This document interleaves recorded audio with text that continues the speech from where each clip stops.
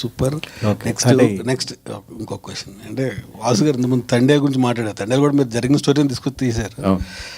Appreciate దానికి, ఎందుకంటే మీరు అనుకున్న దానికన్నా ఎక్కువ వచ్చింది.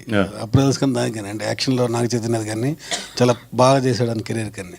ఇప్పుడు నా అల్లు అర్జున్ గారు మీ బ్యానర్ మనిషే కాబట్టి ఆయనతో హిస్టారికల్ సినిమా ఇంతవరకు ఎవరు చేయలేదు.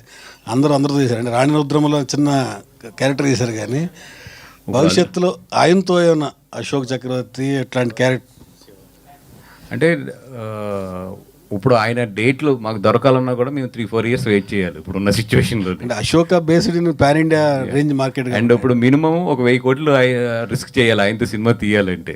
నాకు తెలిసి అరవింద్ గారు ఇప్పుడు ఆయనకున్న ఏజ్లో కానీ ఆయనకున్న ఒక ఏమంటారు ఒక హ్యాపీ దీంట్లో ఆయన ఎంతవరకు ఇంత పెద్ద ప్రాజెక్టులను ఎత్తుకుంటారు అనేది వెయిట్ చేసి చూడాలి నేను కూడానండి. పుష్పలో కమర్షియల్ ఎలిమెంట్స్ ఎక్కువ, అంటే బ్యాక్గ్రౌండ్ అంటే హిస్టారికల్ దాని మీద ఎవరు తీయలేదు ఇంతవరకు. ఆ బ్యాక్గ్రౌండ్ మన బాహుబలి వచ్చినా ఇది కల్పిత కథ, జరిగిన కథ కాదు. అట్లా తీస్తే ఎక్కువ రీచ్ కూడా 100% అండి. ఎందుకంటే తెలుగు వాళ్ళు కనుక హిస్టారికల్ కథ తీస్తే నాకు తెలిసి ఇండియాలో బిగ్గెస్ట్ బ్లాక్ బస్టర్స్ అవుతాయి ఇవి. ఎందుకంటే మన డైరెక్టర్స్ దగ్గర ఆ సత్తా ఉంది, మన యాక్టర్ల దగ్గర ఆ సత్తా ఉంది, అండ్ టెక్నికల్గా కానీ కమర్షియల్గా కానీ మనకు అంత బ్యాండ్ విడ్త్ ఉంది. కాబట్టి తెలుగు సినిమా అనేది హిస్టారికల్ టచ్ చేస్తే మాత్రం ఇప్పుడున్న ప్రజెంట్ ట్రెండ్లో టైంలోని డెఫినెట్గా ఇండియాలోనే బిగ్గెస్ట్ ఫిల్మ్ అవుతాయి.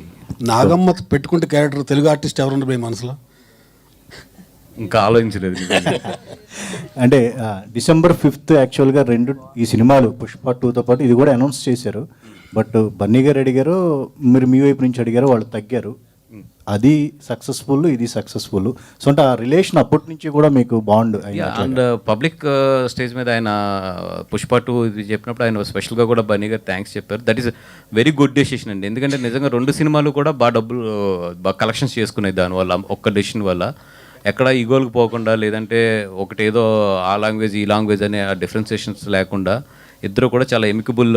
అంటే వాళ్ళు first December 6th Pushpa 2 announce చేసిన తర్వాత ఎక్కడో ఏంటంటే పుష్ప 2 వెళ్ళే స్పీడ్కి దానికి రాదేమో అని చెప్పి వాళ్ళు డేట్ పోకూడదని ముందే అనౌన్స్ చేశారు. But when Pushpa 2 is really releasing, they respected that one because Pushpa 2 ముందు అనౌన్స్ చేశారు కాబట్టి.